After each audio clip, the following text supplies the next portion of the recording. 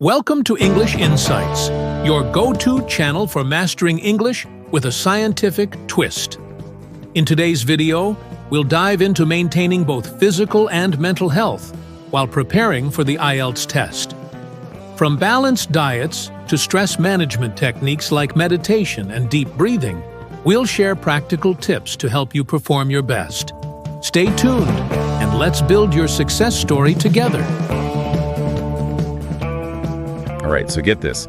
Today we are doing a deep dive all about how to feel really amazing while you're prepping for the IELTS. Ooh, exciting. Yeah, I'm really pumped for this one. We've got a couple articles in this YouTube video, and honestly, they offer some really cool and unexpected insights into how to just be your best self during this crazy time. I'd agree. I mean, test prep is stressful, right? Oh, absolutely. And, it's fascinating what these sources say about how health isn't just about hitting the gym or just eating your veggies. Okay. It's really this whole interplay of your physical and mental state. Finding that balance is so key, especially when you're facing a challenge like the IELTS. Okay, so let's just jump right in. One article talks about this eat clean lifestyle. Now, I've heard this term thrown around, but what does it actually mean, in practical terms? Well, I think it boils down to choosing foods that are as close to their natural state as possible. Focusing on whole, unprocessed ingredients. Think of it this way. If you can't pronounce it, your body probably doesn't know what to do with it. Right. So ditch the added sugars, the preservatives, and all those artificial ingredients that are lurking everywhere. Yeah, that makes sense. Yeah. But the YouTube video takes us even further, and it delves into this whole gut flora thing. Now, I'm sure you've heard about gut health, but did you know that everyone has their own unique colony of bacteria just living in their gut? It's wild, right? Right.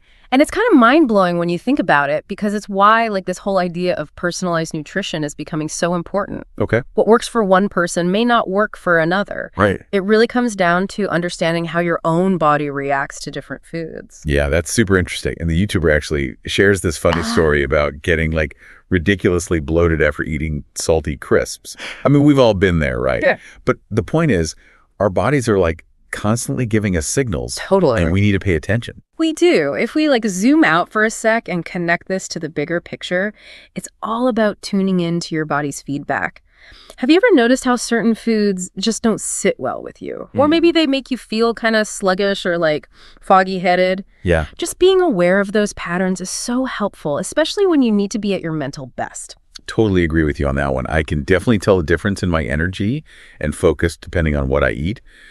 Speaking of which, the YouTuber admits to indulging in bourbon and champagne, which makes me feel a little less guilty about my salty crisp weakness. Well, that brings us to another really important aspect of healthy living, and that's moderation. Right. It's not about depriving yourself or following these rigid rules. It's about finding that sweet spot where you can enjoy those treats occasionally without it throwing your entire system off balance. Okay, I love that. Yeah. So we're talking about a healthy balance with food choices, but what about other aspects of well-being, like exercise? How does that fit into the picture, especially for someone prepping for the IELTS? Oh, exercise is critical. Not just for your physical health, but also for sharpening your mental game. When you move your body, you increase blood flow to the brain. Right. And that can help improve memory, focus, overall cognitive function, all of which are essential for acing that IELTS exam. That makes a lot of sense. And it's not just about strenuous workouts, right? No, not at all. Even something as simple as a brisk walk can make a difference. Absolutely. Even short bursts of activity can boost your energy and help you feel more alert. Right. And don't underestimate the power of incorporating movement into your study routine. Taking a quick break to stretch or walk around can actually help you retain information better. That's really good to know. This is all super helpful. But let's be real. Preparing for a big test like the IELTS can be incredibly stressful. Yeah. So how do we manage that stress and keep our minds sharp? That's such a good question. And these sources we have touch on some really effective techniques. One of the simplest yet most powerful pieces of advice from the YouTube video is to ask yourself this. Is this really a big deal? It's about putting things into perspective and not letting every little setback derail you. Oh, I love that. It's so easy to get caught up in the stress and lose sight of the bigger picture. Exactly. And beyond that simple question, there are so many techniques you can incorporate into your daily routine to manage stress.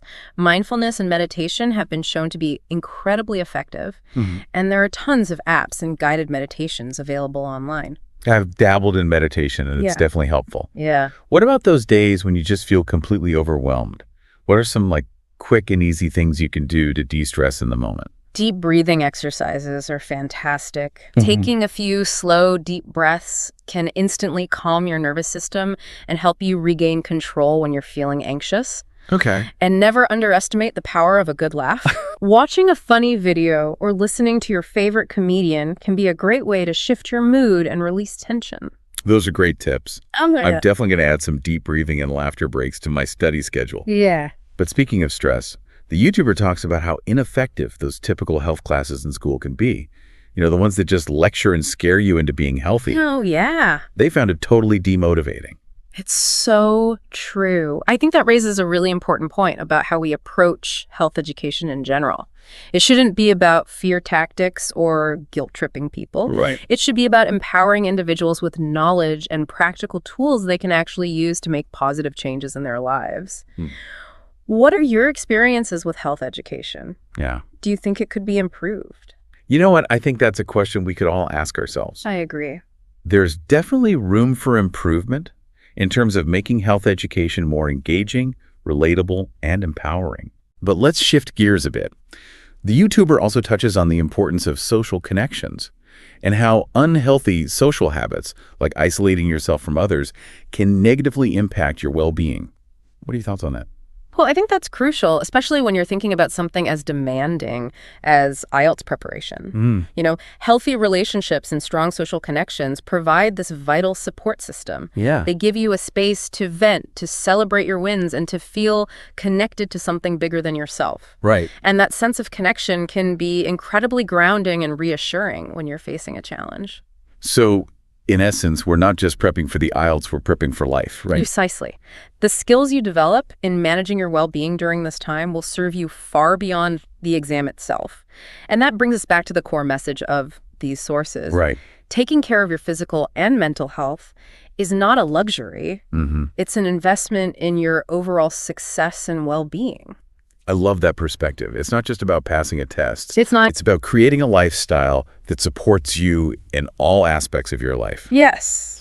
All right, so we've covered a lot of ground in this first part of our deep dive. Yeah. We've talked about the eat clean lifestyle, the importance of understanding your individual needs, and the power of exercise, stress management, and social connections. So much good stuff. But there's so much more to explore, and I'm really excited to dive even deeper into these topics in the next part of our discussion. Me too. I'm ready. So stay tuned. We'll be back in a flash with more insights and actionable advice. Awesome. Looking forward to it.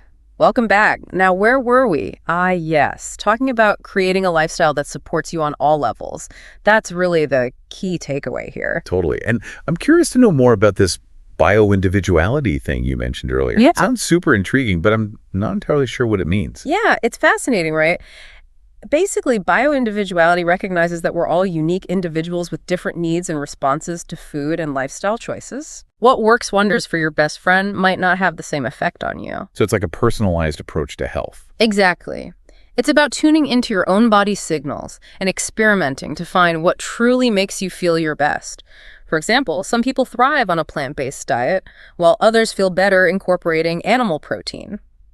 Some need more sleep than others, and certain types of exercise might be energizing for one person and totally draining for another.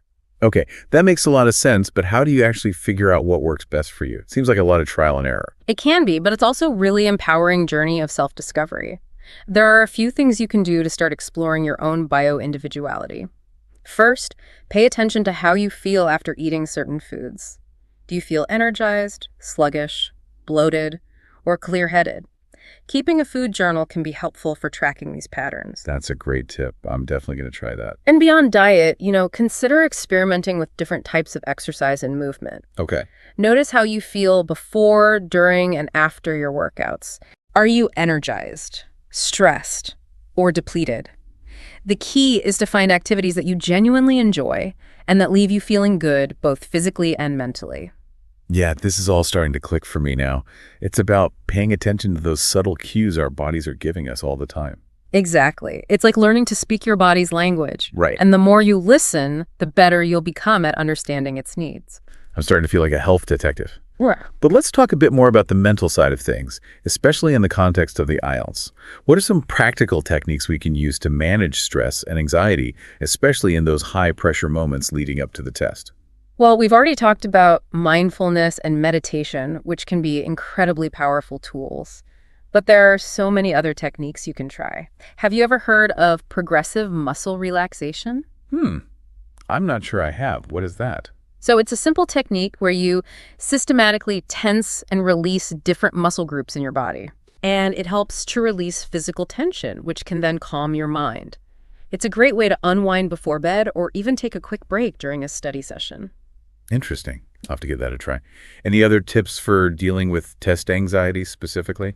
Visualization can be really effective. What?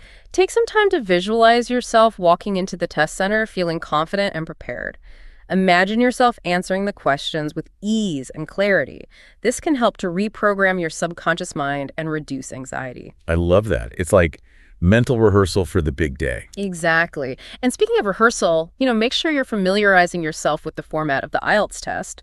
Practice taking sample tests under timed conditions. Right. This can help to build confidence and reduce anxiety when you're facing the real deal. Preparation is key. But even with the best preparation, it's normal to feel some nerves. What about those last-minute jitters right before the test starts? Any advice for calming those butterflies? Deep breathing exercises can be a lifesaver in those moments. Take a few slow, deep breaths, focusing on the sensation of your breath entering and leaving your body. This can help to slow your heart rate, calm your nerves, and bring you back to the present moment. Those are all fantastic tips. I feel like I'm already learning so much. But before we move on, I want to circle back to something we discussed earlier, the importance of social connections. Oh, absolutely. Don't underestimate the power of your support system during this time. Talk to your friends and family about how you're feeling. Let them know what you're going through and how they can support you. It's so important to have people you can lean on, especially when you're feeling stressed or overwhelmed. And it's not just about receiving support, it's also about giving support to others. Sharing your experiences and insights can help others feel less alone and more confident in their own journey. Exactly. We're all in this together. Okay, so to recap, we've talked about bio-individuality, practical stress management techniques, and the importance of social connections. Are there any other key takeaways you want to highlight before we wrap up this part of our deep dive? Well, I think it's important to remember that taking care of your well-being is an ongoing journey, not a destination. It's about making small, sustainable changes to your lifestyle that support you on all levels, physically, mentally, and emotionally. And it's okay to have off days. Don't beat yourself up if you slip up or don't feel your best all the time. The key is to keep learning, keep experimenting, and keep moving forward. I love that. It's about progress, not perfection. Exactly. And remember, this journey is unique to you. There's no one-size-fits-all approach. So be curious, be kind to yourself, and most importantly, have fun with it. That's such a great message, and I think it perfectly segues into the final part of our deep dive, where we'll explore some specific tips and resources that can help you create a personalized well-being plan for your IELTS journey. Are you ready to keep exploring? Absolutely. Let's do it.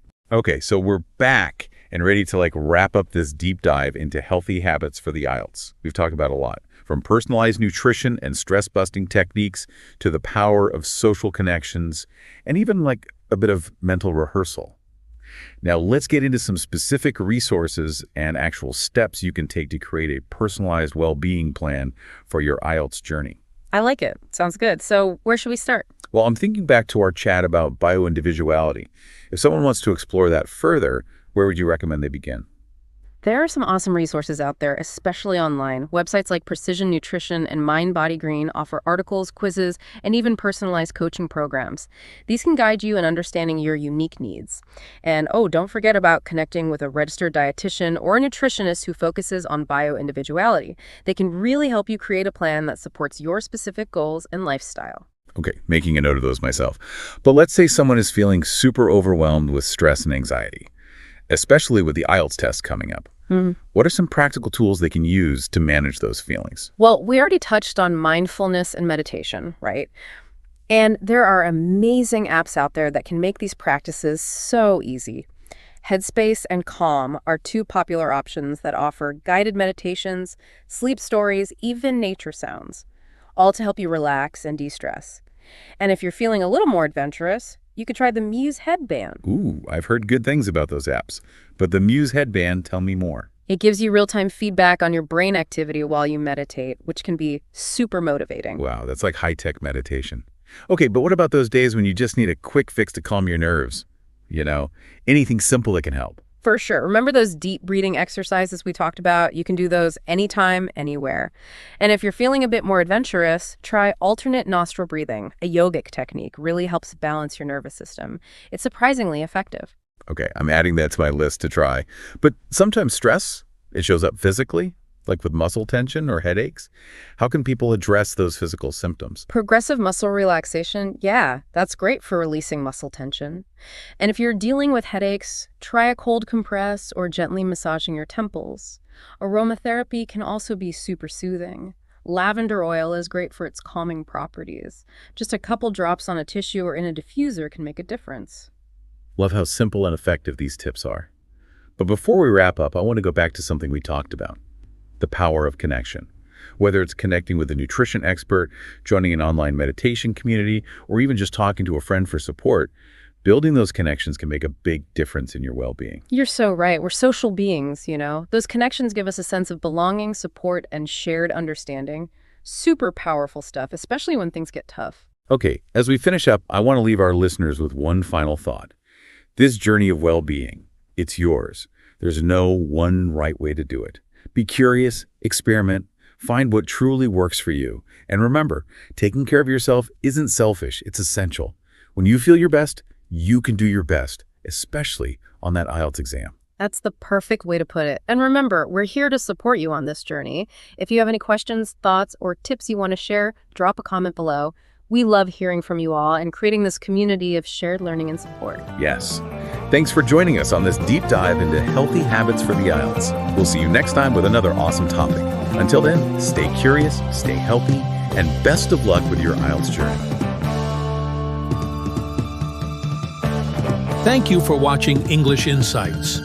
We hope these health tips help you stay focused and energized on your IELTS journey. Don't forget to like, share, and subscribe for more practical advice and English learning content.